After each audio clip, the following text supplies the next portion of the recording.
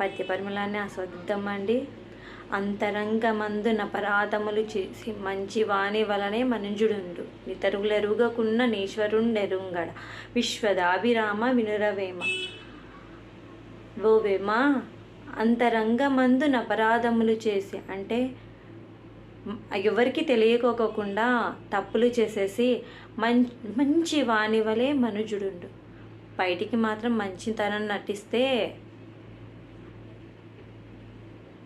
నటిస్తూ ఉంటారు కదా కొంతమంది.